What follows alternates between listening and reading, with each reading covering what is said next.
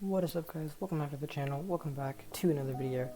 Today I'm going to be giving you guys another update on Arcadia. So if you already haven't noticed, this video is going to be quite different from my other update video on Arcadia.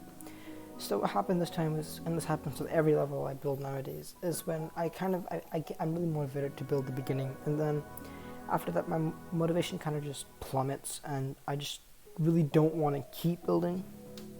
And this is usually why I don't finish levels after the first or second part or section of the level. And so basically I just have part of a level and then a bunch of a layout. This is usually because I'm unhappy with the part, but that isn't true in this case. I just lost motivation to keep building. And so, long story short, I just built the level bit by bit, like 2-minute like excerpts, just randomly. I didn't want like 90 recordings of just like 2-minute parts of me building, right, which would end up to like a few seconds of time-lapsed building and then just a bunch of those, and that would be kind of messy, and I just thought this would be a better way to showcase this part. Videos aren't going to be like this in the future, but this is just how this one's going to go. So I'm just going to explain kind of the process I went through each part, and then just kind of showing you guys the level itself. So this is the part over here. So as you can see, it's definitely different. It's, first of all, it's purple. The other two parts were blue, and then this kind of pinkish color, pinkish red, I don't know what to call that. So this part's purple. So the first thing I want to point out is that it keeps the same kind of style and flow of these two other parts, but again, it does its own kind of thing, and I did try to change the designs and stuff up a little bit. So first of all, I did the structuring for the blocks, and it's literally the same thing for the structuring as for all the other blocks, but again, it's kind of its own structure. Then again, as similar to everything else, I just, the base blocks are black, solid black, that's fine. This is where the actual design comes in. So first of all, I made this thing right here. So this is the base, the main point of like attention for every design. This is basically a pixel, the pixel block, and I basically did with that what I did with these blocks right here and these blocks right here, but with a pixel, and I added more glow than I did with these blocks over here, if that makes sense. So, which is basically I have a low saturated bright center, and then a slightly larger, fully saturated, not so bright outer part, and then a bunch of glow, that's, it's a bunch of like glow with slightly different hues and then controlled brightnesses. Now as you can see, I did use the little 1.0 block. This one, is it this one? It's not that one. But I did use the 1.0 block. It's this one right here. But that's the only block I used. Now the reason I used that block, and this block isn't technically part of either section. It's kind of its own block. Like, this was kind of a mix of the two designs, and it's its own unique block. We're just not going to talk about this block that much. The reason I use that 1.0 block so much, especially within these two other parts, is because it's a way of texturing the kind of bland base blocks, which are a solid color, and having a design that isn't like completely just empty, where I don't have design, and that kind of allows the blocks to look complete without being extremely messy and like high detailed with a lot of objects. Though these blocks still did have a lot of objects, but that's okay. So I made that pixel, and then again, these two blocks and these 3 blocks are kind of in between state where I was kind of deciding things, kind of like a transition between the two parts, because this isn't a part itself. So yeah, basically I did that, and then I added a chain to the bottom. Here, as you can see, I did add these little breakable blocks, which were definitely a part of the design here, and weren't here, but this also uses more of this kind of design than these ones.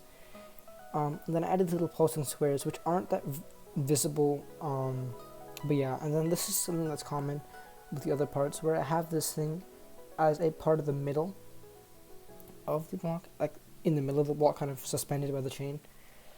And then again, same thing with these little blocks, and then I use the 1.0 blocks for texturing. Here I just added a bunch of ugly patterns, but they're just there so that you catch a glimpse, which you probably won't, but if you do catch a glimpse somehow of this block, either by dyeing up here or dyeing somewhere here to the solid, and you just catch this part. It won't seem completely empty. It'll just appear that there is some design there, even though there really isn't. Yeah, so then if we move on to the real blocks, just to showcase it, I'm going to move this move trigger out of the way. So, as you can see here, again, I have the little thingo, this little thing right here. But on the sides, I have these kind of brick patterns, which are kind of a low opacity. Again, they're kind of for texturing, but they're patterns, yeah. And they're just there to add more details around these blocks without being completely obvious, so that these are still the main focus, but there's still design on the outsides. Then instead of using, again, the same texture block, the same 1.0 block, or same block for texturing, I used this one, which isn't the same block, but it gives a different feel, and I kind of like it. At first, I was reluctant to use it, but I kind of messed around with the colors, and I do kind of like how it is, and how it's turned out. So besides that, then I added these little things, and the glow doesn't show up that much on certain areas. I did purposely add it to certain areas and not to certain areas. These objects, or kind of things, I don't know what to call them, they're not really a big part of the design. Again, they're just so that if somehow, just by some miraculous accident, the player manages to catch a glimpse of these bottom parts, there is something, or these top parts up here, there is something there, just that the player can see and just assume that there is design. In this case, there is actual design. These are used once because they're just these are basically just space filler. Treat them as that. So yeah, that's basically it for the design itself. Then there's the breakable blocks, and then, the basic stuff for the outsides. I didn't use the little pixels that much to these ones. I used them a few times, but not as much because, again, I want parts to be slightly different, even if that difference isn't too noticeable. But it's there. So the main difference here is the breakable blocks and the different texturings, along with the kind of different design. And then the spikes are quite similar to these spikes. Again, this part is similar to this part, but it's different in its own way. So again, the spikes are quite similar. They have more glow on them. And then they have 3 layers instead of 2. At least the big ones have 3 layers. The smaller ones have only 2 layers. But basically the layers that aren't white are not transparent. In this case, they are transparent, which is why I didn't put as much glow, because they're just going to allow any glow in the background or in the pulses to shine through them. But in this case, because they're not transparent, I did add extra glow. And then besides that, we have the next part, which is the glow of the block itself. So one thing you may have already noticed if you watched my other videos is that there is a substantially less amount of glow in these blocks. So as you can see, there's a pretty large amount of glow in these blocks. It's just because that's a glow design. But here, there really isn't that much glow. There's the neon, and that's pretty much it. There's the neon, little thing on the side, and then the stuff on the extended structures. That's basically it. And that's because one thing I kind of notice that I do, and also other creators do as well, but I do this too, is I kind of overuse glow, and especially you can see it kind of here, but there's a lot of glow, and I definitely used the glow like in ways that are purposeful, but I do think I still overuse it. So I decided this time I would tone down the glow in the blocks itself, so that every place where there is glow, it looks special. And it looks bright, and it's like, it's more interesting, and it's more unique, like it's more important, I guess. That's the word I'm trying to say.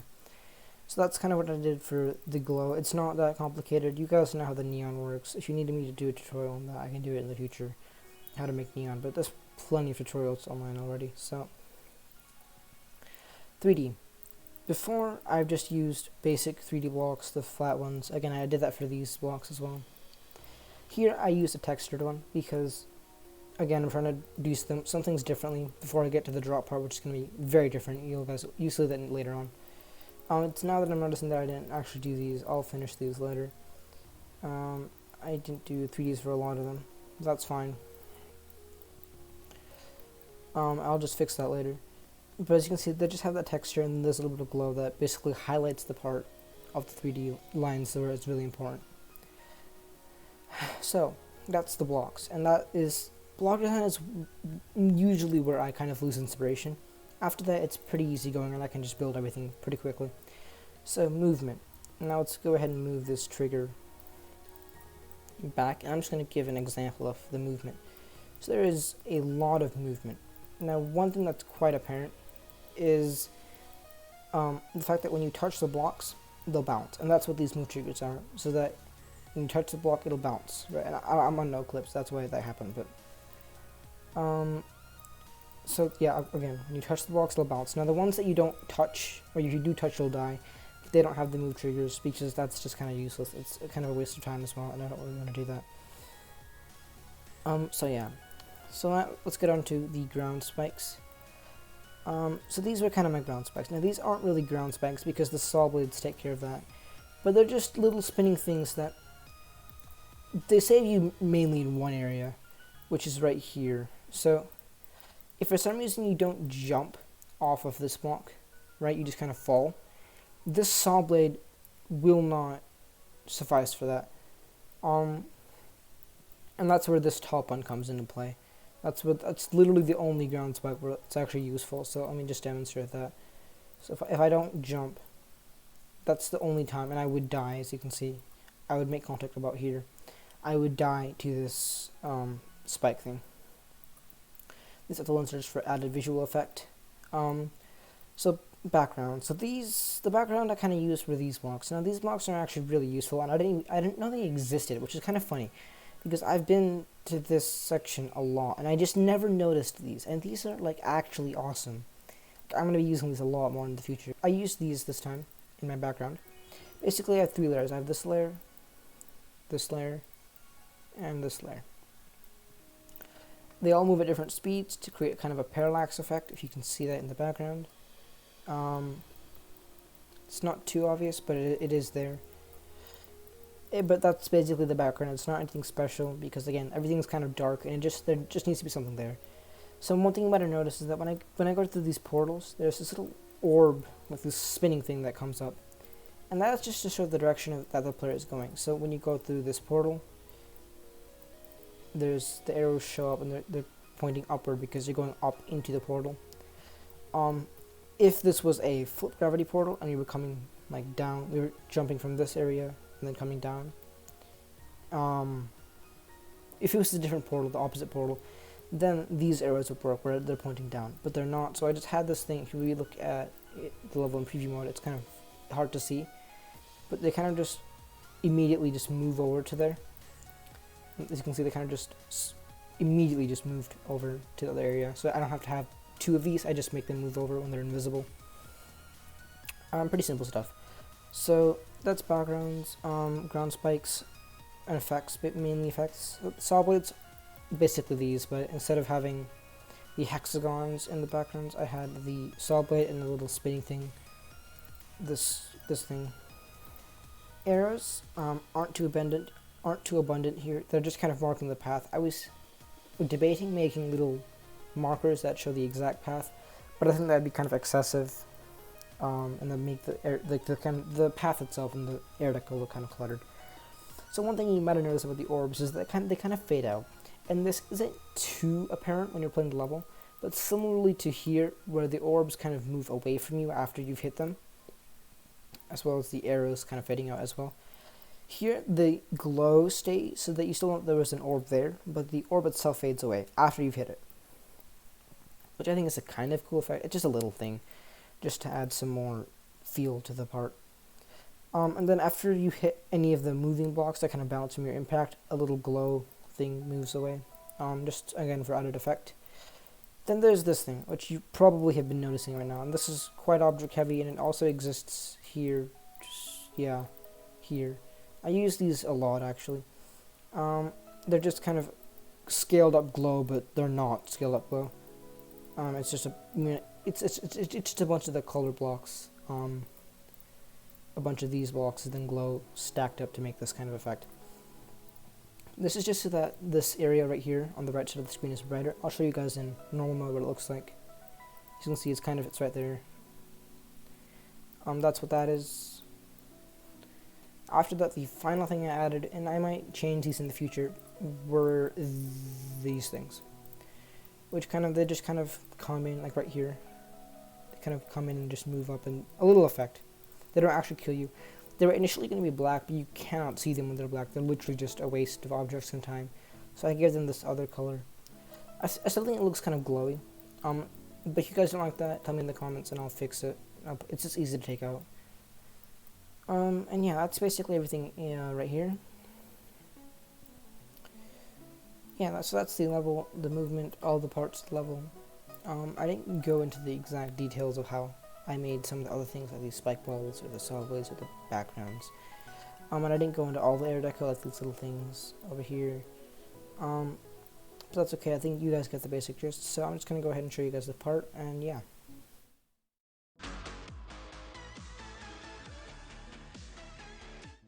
Thank you so much for watching. I hope you enjoyed this video. I promise future videos on Arcadia will not be like this. They'll be more structured, and because I've regained motivation, they'll be more like my other videos, more normal, more of what you would expect. So, but if you watched this far through this video, thank you so much. Yeah, have a great day, and I'll see you soon.